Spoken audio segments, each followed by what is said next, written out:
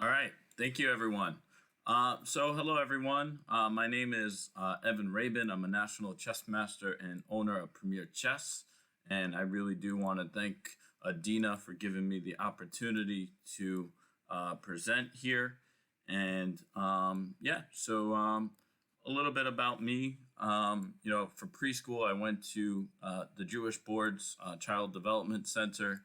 And for elementary school, I went to Churchill School and Center to overcome my so-called learning disability. Until this day, I really do have difficulty explaining my learning disability, as it was obvious that I had one, as I did have some issues with speech and motor skills, but it was actually never exactly specified which one it was. My parents and grandparents thought I was deaf at one point, as I would not speak. While it was unclear, it is very true that CDC and Churchill had huge impacts on me transitioning into my mainstream school when I went to Dwight for high school, where I ended up graduating with an international baccalaureate diploma and got into one of my top colleges that I wanted to get into, Brandeis, where I graduated cum laude with a degree in business and international global studies. However, in addition to school, chess was a huge resource that was, like a huge impact as well. And it was through chess that I developed a lot of community, critical thinking skills, and confidence. And when I was in second grade, my father, Keith, and my brother Alex taught me how to move the pieces on a rainy day. And a couple weeks later, I joined Women International Masters Shanaz Kennedy's club at Churchill, where she still actually does have a chess program today.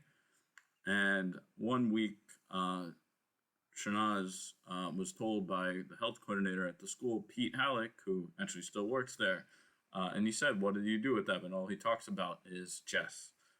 In art class, all I would do is do drawings, about chess pieces. It was, my first passion that I was actually proud about. And it was the first thing that, truly sparked me and made me, very enthusiastic. So 2 months into the program at Churchill, I played in my first tournament that Shanaz was actually running at the Manhattan Chess Club. Ended up, getting first place. And then, 2 months later, my, dad actually had a little dilemma, as I wanted to go to the Nationals in Peoria, Illinois. And on one hand, it was, a little crazy, actually. I just started playing 2 months beforehand, and, I was in second grade.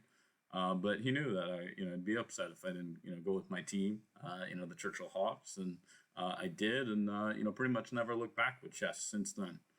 So for the next several years, I'd go around with Churchill, playing in the cities, states, nationals, improving my, competitive nature.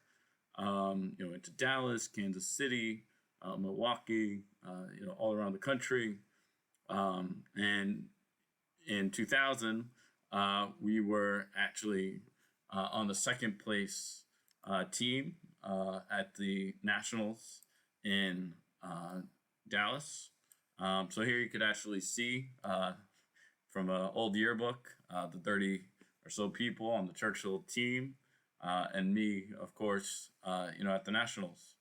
So in going to the Nationals, while we would be, fairly serious about the competition, we also, developed a great community. And for the first time, actually had a lot of friends, not so much from my, class at school, actually, but mostly from the chess team. We do a lot of, hanging out in the team room, playing ball between rounds, going out for meals. And Churchill is also where I met my coach, National Master Alan Cantor, who actually now is one of our instructors on our team, both locally in Tennessee, where he's based, and virtually in a lot of our classes. And actually in 2007, we were actually national champions together. This was actually the cover of the national chess magazine, Chess Life, in 2007. You could see me with my bushy high school head of hair in the middle, and wherever I've traveled, I've been to 25 countries now. I've always meet people through chess, and in 11 of those countries, I've actually played rated tournaments. So the next real area that chess has, helped me, of course, is critical thinking skills. So when I was at Churchill, there were actually times where I did not know how to make good decisions, and yeah, I would find myself on many occasions in principal's office, for misbehavior. In some cases, I would, let the animal instinct, get the best of me, and I wouldn't come up with like candidate moves as we do in chess. So in the thought process that we teach students of all ages and skill levels, we teach that when your opponent makes a move, the first thing you need to really do is figure out why he went there, and then come up with candidate moves and potential ways to respond. And yeah, the truth is, I definitely did not do that so much, when I really should have. And chess has given me that ability to do that. So rather than do something bad like hit another kid, I started to realize that I didn't have to be so angry, about certain things, and there were a lot of other options. And overall, the critical thinking skills that I developed in chess, has helped me improve really every aspect. My behavior, my academics, my academic work, business decisions, and a whole lot more. So the other major area that chess has really improved me is the ability to get a lot more confidence as well. And in doing so, yeah, you could actually see a recent blog post that I wrote about confidence. Actually, I'm going to put it in the chat right here, just a couple weeks ago. But one thing I tell students all the time actually is the highest rated player in a tournament often is not going to win. It's the one who's the most confidence. Ever since I played in over 950 tournaments and got a lot of practice, and chess has always helped me be confident. When I was in Dwight, I played 2 to 3 tournaments a week. As I said before, won the United States Amateur Team East. And when I was at Brandeis, I was the co-president of the chess club with my good friend Alechi Cadetti. And in 2017, I truly found my biggest passion and decided that I wanted to do chess full time and founded Premier Chess. And since then, we partnered with 80 plus schools and companies like Kramer Levin, the law firm in New York, and Google. We've done office classes now for their New York and Pittsburgh offices. Here you could actually see an event we did at UBS 2 years ago with my friend Jim Egerton, who actually wrote a book called Business on the Board. And yeah, thank you so much, Dr. Adina, for allowing me this opportunity to share my story.